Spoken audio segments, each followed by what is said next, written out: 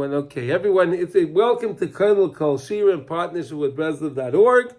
And today, Mitzvah Hashem, we're gonna work on a Hachana for Yom Kippur.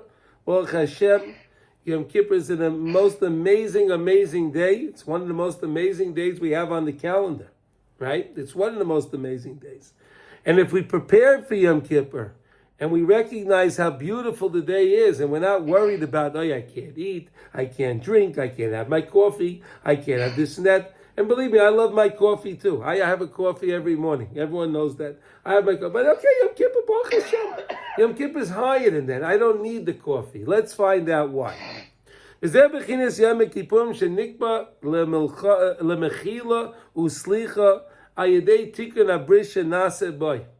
The whole idea of Yom Kippur, that we have slicha and mechila and slicha. Hashem forgives us and He pardons us. Hashem pardons us and He forgives us. We make a tikkona bris. What's a tikkona bris? A tikkona bris is the bris kodesh. We make the tikkona, the bris is when we make a rectification for all of the things that we saw that we shouldn't have seen. All of the things that we did that we should not have done, that were pertaining to a sexual impurity. We need to make the tikkun. Kila Avram nitna berishoyne bris milah. We know Avram Avinu was the first one to have a bris milah, right? HaKadosh Baruch Hu commanded Avram Avinu to make a bris milah. Umechma shenase beyoyim zeh kamuva b'svar in Pirkei di Rabbi Eliezer. That what? That Avram Avinu had his bris when? On Yom Kippur. You like that? How do you like that? Therefore, HaKadosh Baruch Hu said, you made the bris on that day, I'm going to make this day, is going to be a very special day on the calendar. On this very day, if you work on your purity, just like your forefather Avram Avinu did, right? Avram Avinu did that. HaKadosh Baruch Hu says, I will forgive you. Unbelievable. Through tikkona bris, through us being careful what we see, what we say, the language we use, what we hear, right?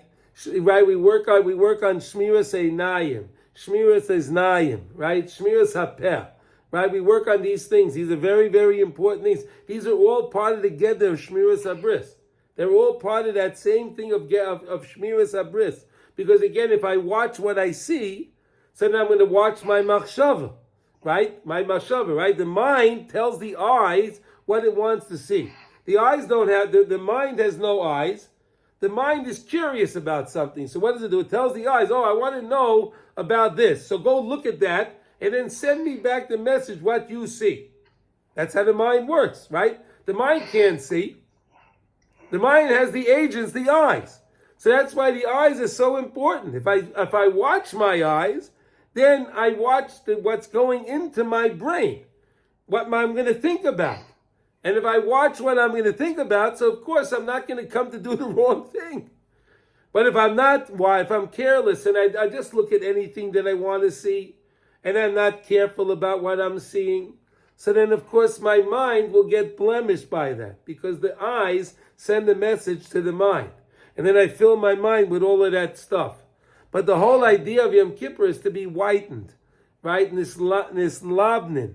Is to whiten, to cleanse all of the sin, right? That's why Yom Kippur we wear white, right? Most people they wear a white yarmulke, right? Most people wear a kittel, right? Do you wear a kittel, Ernie? You wear a kittel? I wear a kittel, sure. Yeah. Everyone. I think everyone. Everyone has the idea to wear it. Most people wear a kittel. You see some that don't. They don't have the minhag, but most people do wear a kittel on Yom Kippur. Why? Because we want to be pure. We want to be pure. We don't want to have stains. Make sure the kittel's clean, right? Yeah, make sure the kittel's clean, because we want to wear the thing to show that we're white. We're cleaning ourselves. Unbelievable, right? Okay. V'zeh shamru Razal itzumay shel yoy mechaper. The awesomeness of the day. Yom Kippur is an awesome day. It has such power. The power of Yom Kippur is unreal. Unbelievable. The awesomeness of the day is what brings us kapara. Because on this day, Avram Avinu had his bris.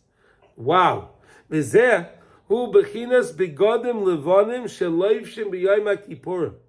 Like we said, we wear the kittel. Someone will wear a white gartel, they wear a kittel, wear a white yarmulke, right?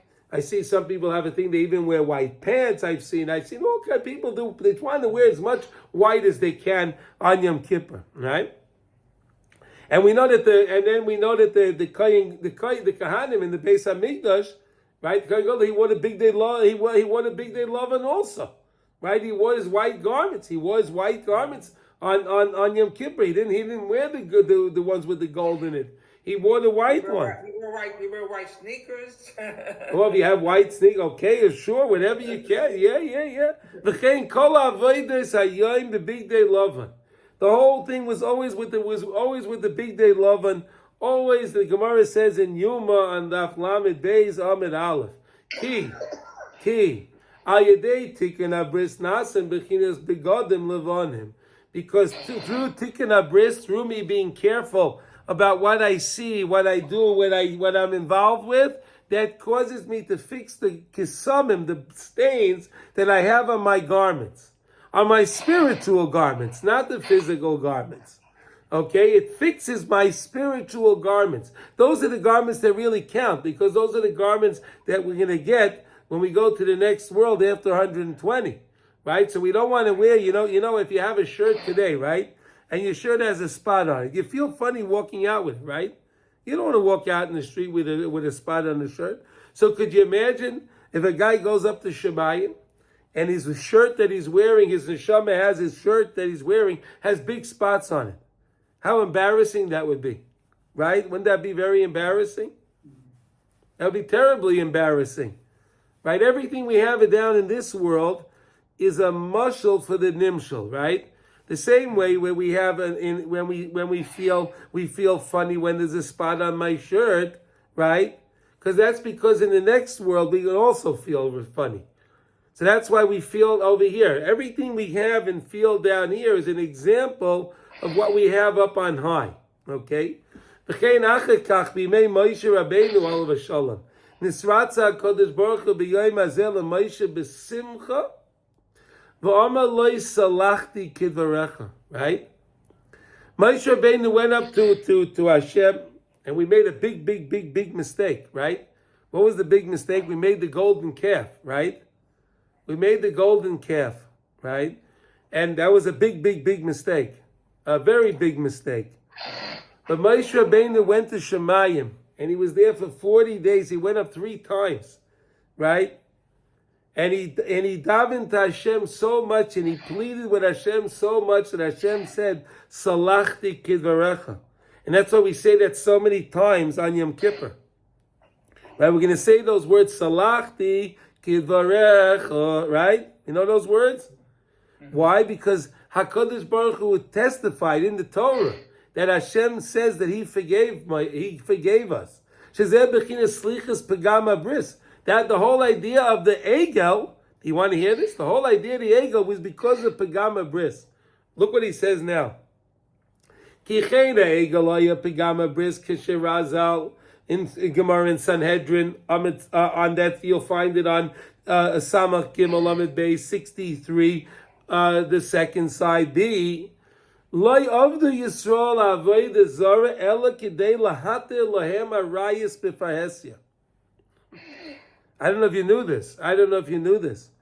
But the Gemara says that the only reason why we made the eggo and we ever did the avodah zara anytime is so that way we can have arayis, promiscuity in public. You hear this? This is what the Gemara says. Umach mashenislach menistake noz pagama bris, and because at that time HaKadosh Baruch Hu pardoned and He fixed the pagama bris, al kei nikba lemechila l'dayros, and therefore HaKadosh Baruch Hu established this day for eternity. This will be the day that HaKadosh Baruch Hu will constantly forgive us. Zeh perish salachti kidvarecha daika. Like the words of slicha. Like your words, Hashem said, you forgave. Salachti kidvarecha daika kefi tikkona dibar keina slicha. When we work on rectifying our speech, by using our speech to talk to HaKadosh Baruch Hu, when we use our speech to daven, when we use our speech to learn Torah, when we use our speech to give chizuk to one another, and that's when we're using our speech, that's how we rectify our dibur. Like he says, Kidvarecha daika kefi tikkona dibar keina slicha. The way we work on rectifying our speech, that's how we get our forgiveness. Ki tikkona dibar, because the tikkona of the dibar, when we fix our speech, who gam kein bechinas tikkona bris. That is also an aspect of fixing the bris. The bechinas kenesha yor kinai. The same way like the eagle hovers over its nest. It's over its nest. Right? Shekosa beperish amar anal. Bechein shamati signo in perish zeh b'inyan acher. Right? Ala pasik salachti kivarecha kefi adibar kein haslicha. According to the words, that's how you get your slicha. That's how you get your forgiveness. Mipi Rabbeinu zav al kain. Kol havodos Yom Kippurim b'kohen gadol. And therefore all of the avoda on Yom Kippur was done by whom? The kohen gadol. Not just the regular kohen. It was the high priest. It was only the high priest that did the avoda on Yom Kippur. It was the high priest. What shamru? Brisecha yinetzoyru. Balki muzarim al kedushas a bris b'yosef. The kahanim were very, very, very. They have a different rules. They're on a different plane than regular Jews, right? The kahanim are very careful who they marry, right? A kohen can't marry a grusha, right? He can't marry a divorcee, right? A Yisrael, right? A Yisrael can marry a divorcee; it's no problem. But a kohen can't do that. They're on a higher realm. K'maisha kasik kedoshim tiyu, right? Kedoshim tiyu. Kol moken shata moitze gerda erva. Anytime you find the geder for erva, anytime you make yourself a geder, you make yourself a boundary for erva. You make yourself a boundary, what I'm going to see, what I'm going to look at, what I'm going to talk about, who I'm going to talk to, how I'm going to speak, what am I going to speak, what am I going to listen to. Geder erva, sharazal, kiheim, muzharim b'yisurei ishus, yoisim yisrael, like we said. The Kohanim have a more stricter requirement of who they can marry than a regular Jew. The Kohen Gadol has even more Yisurim. He had more things he can't do. The Kohen Gadol had more things that he has to do. But Taisvis Kedusha, because the Kohen Gadol had to be much holier. Because he has to be holy to his God.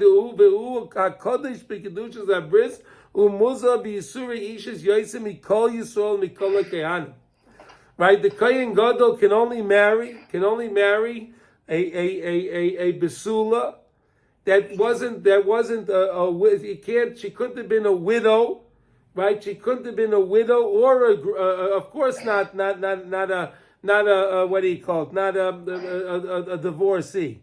And therefore the whole idea of Yom Kippur is to forgive ourselves on these averas.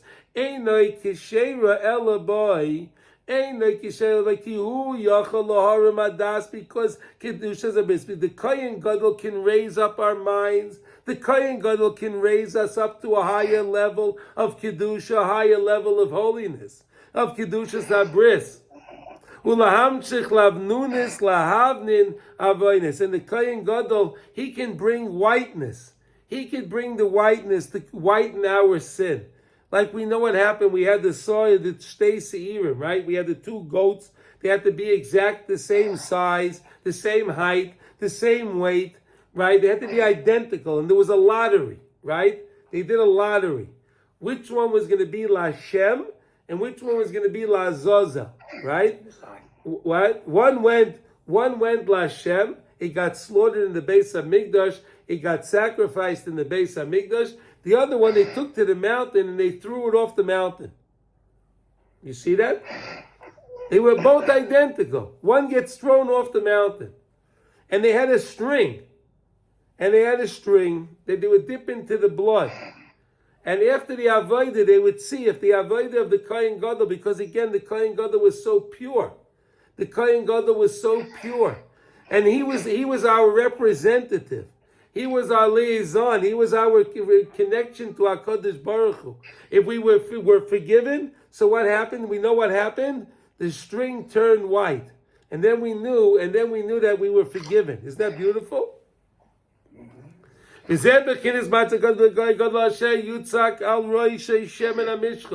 Kohen Gadol was anointed with the Shemen HaMishka, with the holy oil. And he got the Das Elyon, the higher Das, the higher realm of understanding. He got that how? Because he was very careful. The Kohen Gadol was very careful about his purity. And the Kohen Gadol that was anointed, Almana Grusha Layikach, like we said, he can't take the Almana, he can't take the widow, a widow. He can't take a widow, he can't take a divorcee. Because he's pure, he's holy. This is totally this is interdependent on that. No, you can't have Kedusha if you don't have Shmiras HaBris. Someone can't tell me that they think they can look at what they want and do what they want, and they'll tell me they're a holy person. Right? They'll say they're a holy person. Nonsense. You can't have one without the other. You can't have true holiness, which is humility, which is against arrogance, which is purity, without the Shmiras HaBris. Without the Shmiras HaBris. Kizet Toli v'Zeval Kain. And therefore the Kohen Gadol was very careful. They had to be very careful with the Kohen Gadol that he shouldn't have an emission. He shouldn't be impure. See, the Kohen Gadol had to be the one. The Kohen Gadol had to be the one to do the avoda on Yom Kippur, right? It was only the Kohen Gadol. So what they did was they would keep the Kohen Gadol up all night, so he shouldn't go to sleep. So he shouldn't have a nocturnal emission. Because if he had a nocturnal emission, so then he would render him impure. He would have to go to the mikveh. But he would only be pure at Hirav Shemesh, at the sunset. But that would have been terrible. Why? We needed the Kohen Gadol to do the avoda. You understand? We needed him to do the avoda, so we kept him up all night. Because the whole avoda of Yom Kippur and our forgiveness was dependent on the Kohen. They kept him up all night. Kihu tikkona bris, he subdued his sleep. He held back his sleep. Shehi bechinas targum, k'moshe kasanu lamala. Okay, v'alkein haya muchluk sheiyeh nosei. The Kohen Gadol had to be married. He had to be someone that was married. Because if a person's not married, right? If a person's not married, that's a problem with purity. That's a problem. Kiyadua.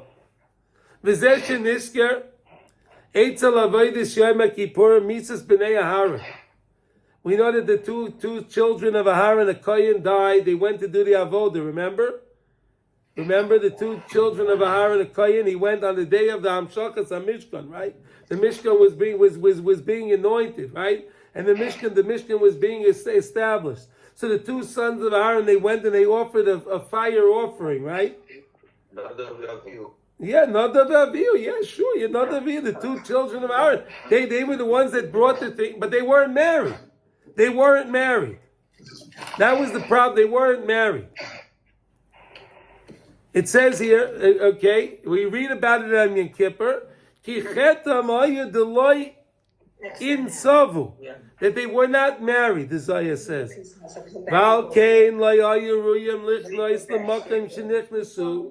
And therefore they were not able to go into the place that they went into, Lifnaiv and Lifnim, into the Holy of Holies. They couldn't go in there.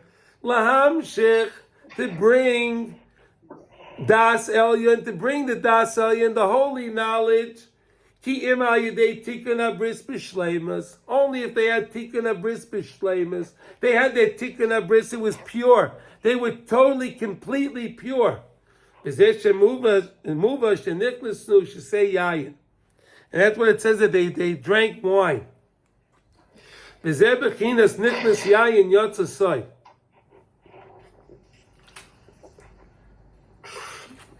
Excuse me.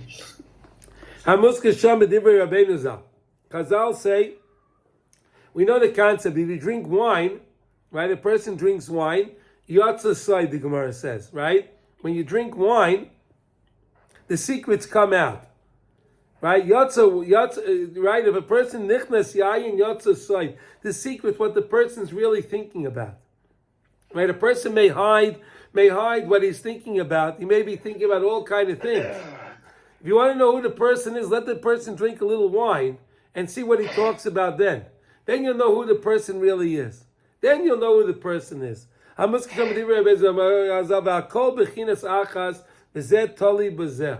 that's, one is dependent on the other.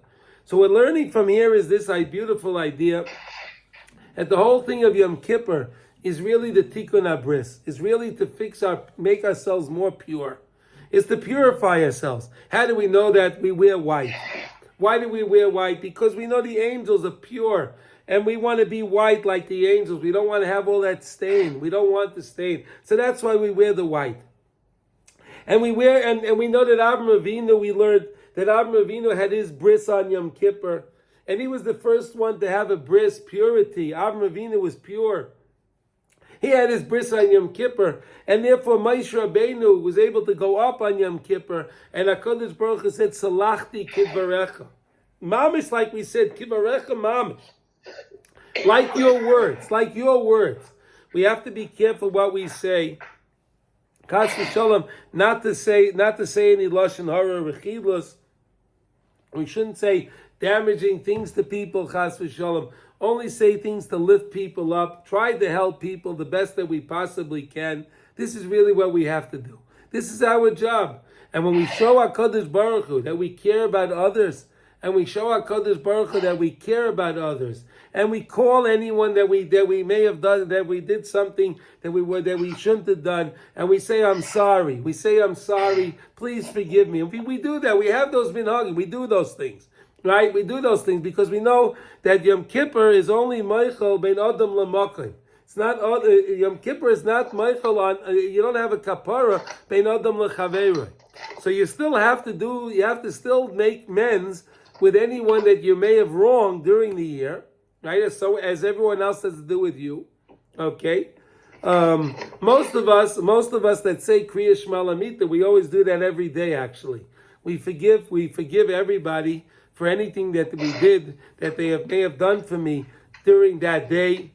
And not only that day, we say during that year, not only during that year, during my lifetime, other Gilgulim, that I was with this person, they did something wrong, I forgive him for that too. We're always forgiving people because we don't want anyone to have any problems because of us. And when we show HaKadosh Baruch Hu that that's the kind of people we are, and we're careful what we see, and we're careful what we listen to, and we're careful what we read, and we read things of Kedusha, and this is with the way we're showing HaKadosh Baruch Hu. Of course, HaKadosh Baruch Hu will accept our words when we ask Hashem to please forgive us. And with this, I want to wish everyone they should have a beautiful Shabbos. This is Shabbos Tshuva, right? We spoke about Inyanim of Tshuva, right? The beautiful thing of Inyanim of Tshuva. And this is a beautiful message that we could take for Yom Kippur, going into Yom Kippur. To understand that we have to be humble. We have to be humble. HaKadosh Baruch Hu loves humble people. If you're humble, if a person is humble, he could say he's sorry. And HaKadosh Baruch Hu wants us to say we're sorry. Like we say in the Shemona Esrei, we say Hashem is haroitze b'shuva. And if you have HaKadosh Baruch Hu, we said haroitze, you want to, Hashem slach lanu avinu ki chatanu. I say I'm sorry because I've sinned. And believe that the tshuva works. Believe that HaKadosh Baruch Hu forgives us. And like we learned in the lesson before, always take the very moment that we're living in and make something of that moment. Make something of that very moment. By making something of that very moment, that's how you'll always be successful. That's how you'll be happy. Let's go into Yom Kippur again with a level of simcha, to realize that this is a day HaKadosh Baruch Hu is going to forgive me. Not to go in with a long face, not to go in there with that fear and intrepidation. Yes, Yom Kippur is an Yom Itzumai. I understand that, yes. But to understand that if I work on my tshuva now, before Yom Kippur, and the whole Yom Kippur is tshuva, the whole Yom Kippur is al chet, al chet, al chet, al chet, al chet, al chet. I'm sorry. I made a mistake, another mistake. And to know that HaKadosh Baruch Hu forgives us. And I wish everyone mamash a gemar chasima taiva, and we should see a beautiful, we should see a beautiful year Mirz Hashem, with the coming of the with the coming of Mashiach, with the binyan bayis shlishi, and together we'll all be in Eretz Yisrael, we'll all be in Yerushalayim, in HaKodesh together with Mashiach Tzidkenu, with all the tzaddikim and the tzidkanis of all the generations. Okay, so everyone, thank you for listening. Everybody, thank you for joining, and kol tuv.